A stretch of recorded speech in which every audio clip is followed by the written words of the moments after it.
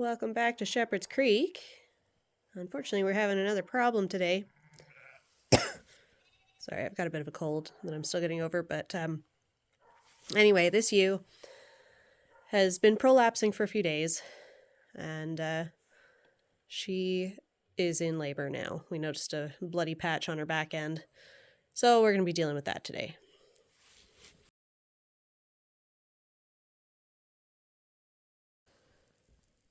We put her in the head gate because Sam isn't home, so it might just be me dealing with this today, and this way I can reach in and try and pull lambs if needed.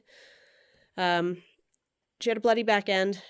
She was prolapsing, and she was starting to act a little weird, so I got worried. I reached in and checked, and there was a bag, like right there. So gave her a bit of Nutri-Drench to make sure she had enough energy and whatnot, and kind of have just left her to see if she progresses. I checked again a little while ago, and I could feel the head quite close to the entrance, so she's in labor.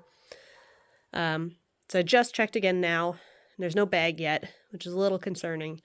So I'm gonna give her a little bit longer, and if these lambs don't make an appearance, I'm gonna have to pull.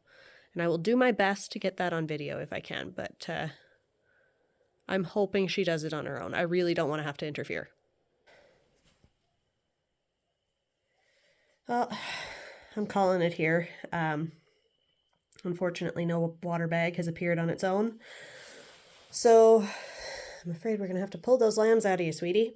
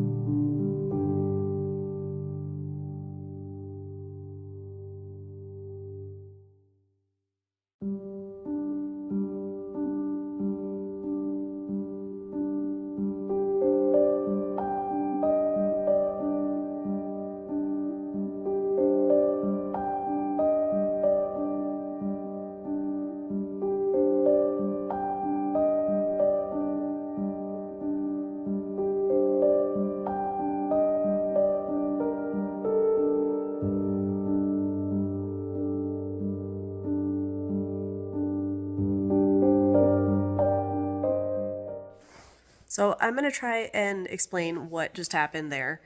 Because I'm really flummoxed by what just happened. Normally, when you reach inside, it's like a clear line.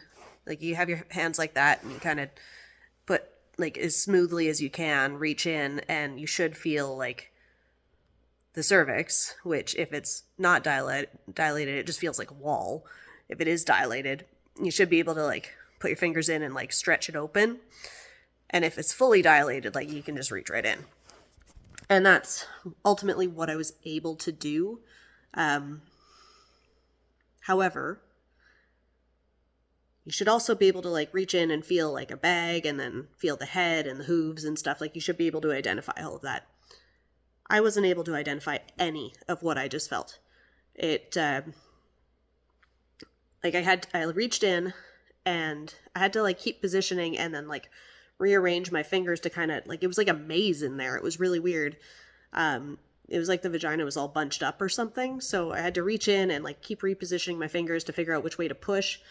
And finally like got quite far in. I was like, up to there-ish. And, sorry, I'm filming this on my phone, so give me a break. But I was quite far in, like for sure past the cervix.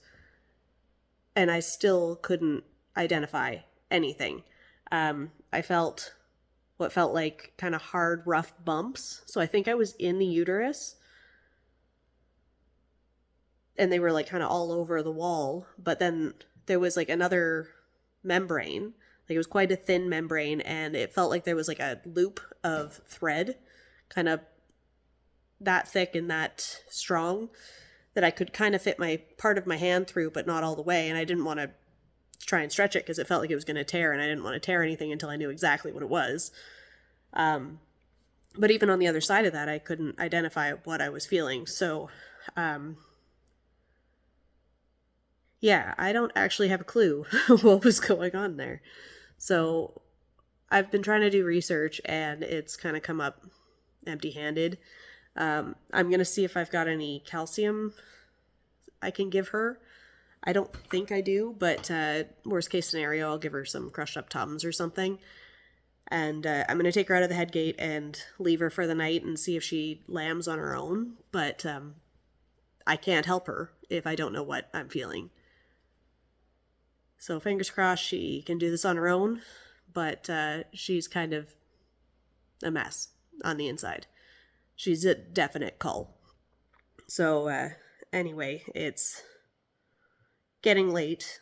It's dark out, so I'm not going to film this next part, but it's just going to be me letting her out of the head gate anyway. So I'll check on her throughout the night and see how she's doing. Just came to check in on her, and unfortunately she's still not doing great. There's a prolapse there. And it's not going back in when she stands up. That's a real big problem. So we're gonna, and she's dripping blood. Oh, Jesus. Okay. Yeah, I'm gonna go in and talk to Sam and figure out what we need to do. But this is not good. It's emergency. This might be an emergency, yeah. Just pulled 2 dead lambs out of her. Poor thing. So she's very sick. We're about to give her some antibiotics. I've got the needle ready. I'm just waiting for Sam to be available. But yeah, sad ending to this one. I think we've done everything we can for her at this point. All we can do now is wait and see. So hopefully medication works. Now that we've got everything out, she gets better. But she's definitely a cull, whether she lives or not. So I'm hoping we can save her. For now, at least. Make her healthy again. But unfortunately, this is one way or another going to be the end of the road for her. This is a sad outcome. I'm sorry, girl. And good news. My whole family is falling apart at the moment. Anyway, there is one new lamb. Looks healthy. I haven't been able to get close enough to check what it is, but that is some good news. So I'll end the video here on that high note. You have one healthy lamb. You go see what it is. So like, subscribe, comment. I know this is kind of a morbid video, but this is farming. See you next time.